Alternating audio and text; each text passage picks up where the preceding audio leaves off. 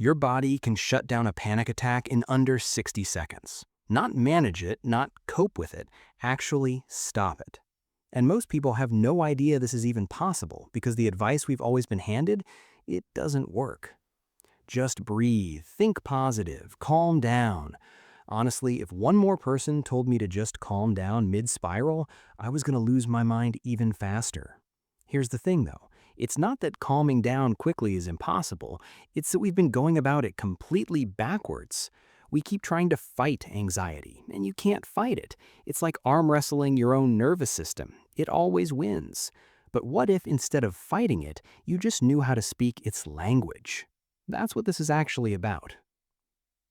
Okay, so picture this. It's a completely normal Tuesday afternoon. Nothing's wrong. No deadline, no drama, no reason. And out of nowhere, your chest just tightens.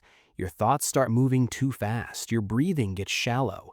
And the more you try to talk yourself out of it, the worse it gets. I know that feeling. I've sat in that exact place more times than I'd like to admit. And here's what nobody told me for a long time. That's not you breaking down. That's not weakness. That is a survival system doing its job perfectly in the wrong era. Your nervous system was built for lions and cliffs and actual physical danger. It wasn't built for passive-aggressive emails or a conversation you've been dreading for 3 days, but it doesn't know the difference, so it fires anyway. And the reason most calming advice falls flat? It tries to logic its way past a system that doesn't speak logic, it speaks biology. And once you know that, everything changes. So, the first thing, and honestly, this one sounds so small that the first time I heard it, I rolled my eyes a little. Make your exhale longer than your inhale. That's it. Breathe in for 4 counts, breathe out for 6 or 7. Not a big dramatic yoga breath, not the kind of breathing someone demonstrates at you while you're already spiraling and somehow that makes you feel even more anxious, just a small, quiet shift in the ratio. Here's why it actually works though. Your breath is one of the only automatic body functions you can consciously control. Think about that for a second. Your heart rate, can't directly control it. Your digestion, nope. But your breath, that's yours. And research in psychophysiology shows the exhale is directly wired to your parasympathetic nervous system, which is basically the "we're safe, stand down" department of your body. When you stretch that exhale out, you're pressing a biological pause button. Your heart rate slows, the tightness in your chest starts to release, your brain gets a signal that says, "Oh, we're okay." 3 or 4 breath cycles, that's under 60 seconds, and it's free. Next time you feel that tightness creeping in, don't try to breathe it away dramatically, just quietly shift the ratio. Inhale 4, exhale 6. Let your body do the rest. Okay, this next one, I'll be honest, I thought it was a joke the first time someone suggested it. Cold water on your face, your wrists, the back of your neck. I know how that sounds. Stick with me. There's something called the dive reflex, sometimes called the mammalian dive response. It's this ancient, deeply wired physiological reaction that happens when your face hits cold water. Your nervous system instinctively slows your heart rate, redirects blood flow to protect your vital organs. It's something we share with marine mammals, and it's been baked into us for millions of years. Researchers have actually pointed to this reflex as one of the fastest ways to interrupt an acute anxiety response. Because here's the key part, it completely bypasses thought. It doesn't ask your brain for permission, it just goes straight to the body and hits the brakes. So when you're in a spiral and the thoughts won't stop, you don't have to think your way out, you can literally just wash your way out. Cold water, 30 seconds. Your nervous system versus millions of years of evolution. Evolution wins every time. Okay, so this third one, this is one I genuinely had backwards for years. When anxiety hit, I'd reach straight for my phone, scroll, distract, fill the silence, put something, anything between me and the feeling.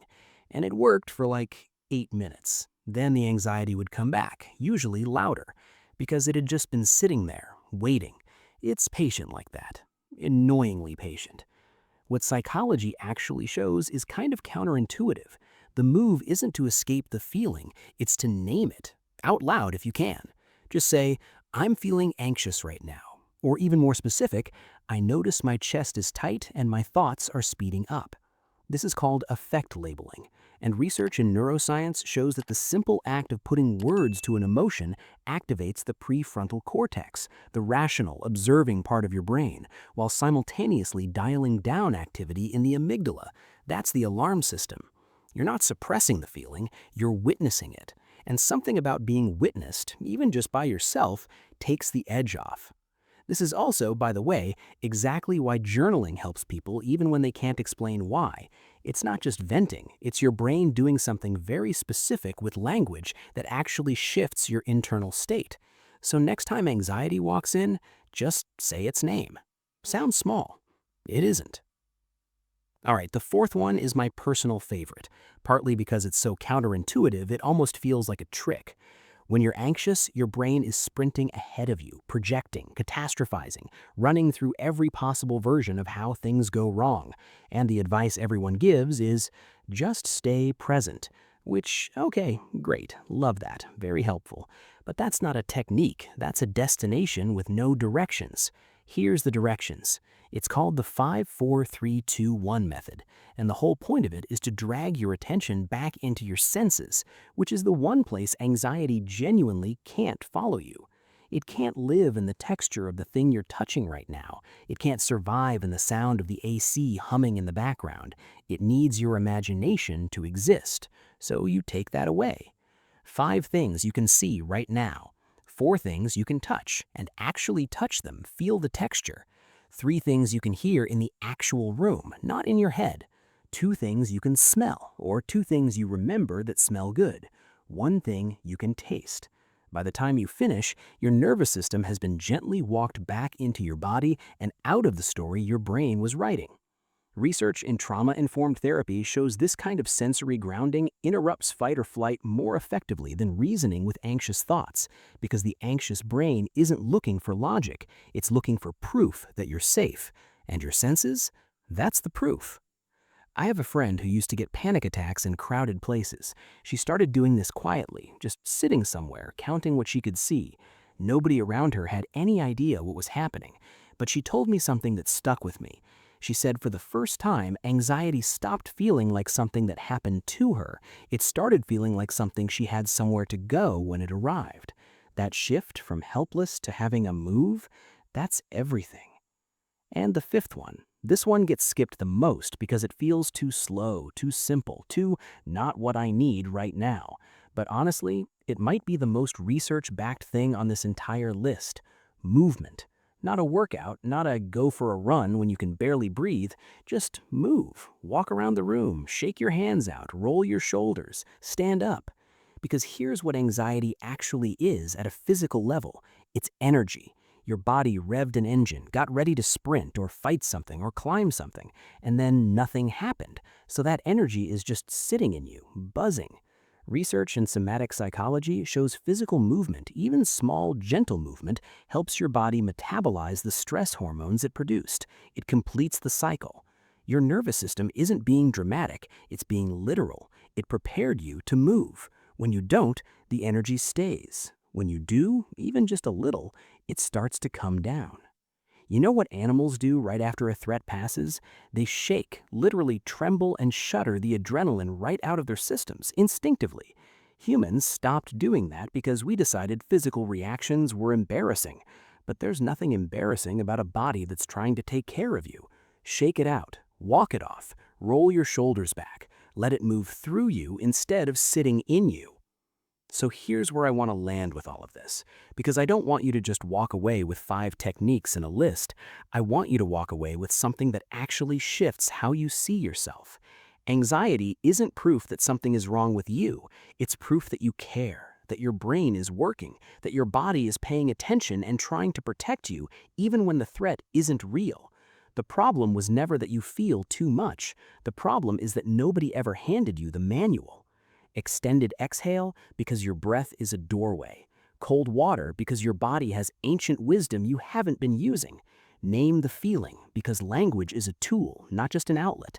5, 4, 3, 2, 1 because your senses are proof that right now you're safe. Move because energy needs somewhere to go. These aren't hacks, they're conversations between you and the part of you that's just trying to keep you alive. And every time you use one, you're building something.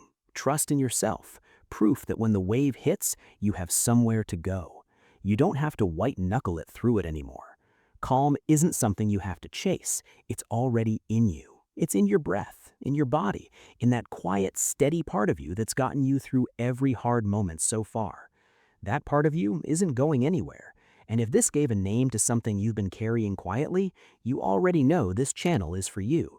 Subscribe, because every week we go deeper into the psychology of who you are, how your mind actually works, and why understanding yourself might genuinely be the most useful thing you ever do. See you in the next one.